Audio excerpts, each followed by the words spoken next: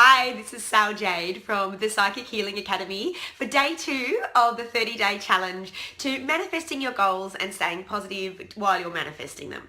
So yesterday I talked about how comparing yourself with others can be a real blockage when you're trying to manifest a goal as an artist or as an entrepreneur, as an online educator. So anything that you are trying to do can get really blocked when you are continually comparing yourself to others.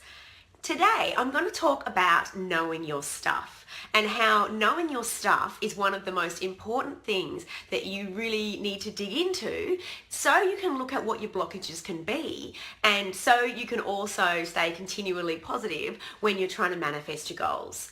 So what do I mean when I'm talking about knowing your stuff? So knowing your stuff is, what is your childhood trauma? What is the things that trigger you and where do they come from? So for example, I had a client for many years who had a lot of problems with female bosses. Like she continually had these female bosses who would just challenge her and doubt her and not trust her and shame her. And we worked a lot with this idea of, digging right deep into her own relationship with her mother. And her mother was very tyrannical and very austere Christian and, really shamed her a lot for being quite different and free-spirited and wanting to travel and wanting to go out there and, lead this kind of extraordinary life. And when we worked through, what her stuff was and this connection of being shamed by these really kind of tyrannical women, she was able to start attracting a lot more bosses that were, interestingly enough, male and not challenging as much and not as difficult to work with. And so this is a really good example of how, knowing what your stuff is and being able to own it a little bit will help hugely with blockages to manifesting your goals. So we all have different reasons of why we've come to this planet and things that we have to master. So these are called our master lessons.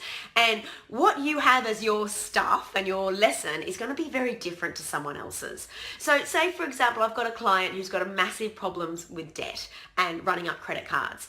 And she does this a lot. And the reason she does it is because when she was younger, her parents, again, shamed her, and this is a different client, shamed her around spending money and treated her like she wasn't trustworthy. So with banks, she developed this really awful relationship where she was continually running up debt and not able to pay. And so she felt that she wasn't really trustworthy within herself. So with your digging and trying to understand what your stuff is, try to go in, and one thing you can do is put your hands over your stomach for the next 24 hours and just really ask yourself, what is my stuff? Like, what is it? And the answer might not come straight away. So what is my trigger?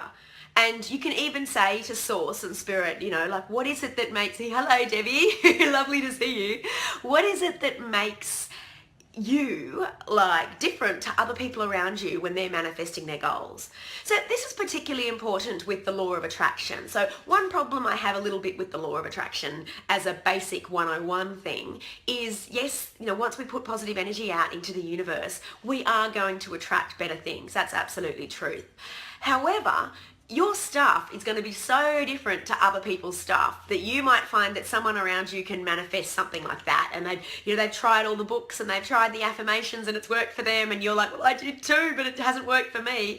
So that's because your stuff is going to be different to that person, like other people around you, for example. So try to go in and just figure out what your stuff is. And this isn't actually meant to be a huge exercise where you end up in shadow and crying and in despair.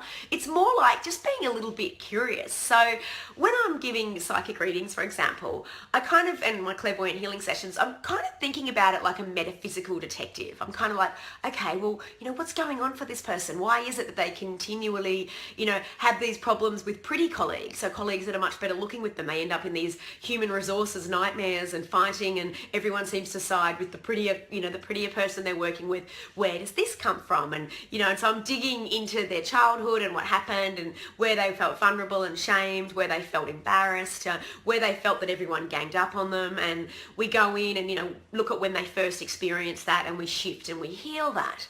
So for you, if you're experiencing any struggles to financial success in your business, or anything like your artistic career being launched and taking off, or sales not being very good in whatever you're selling, then go in and say, okay, what is my stuff?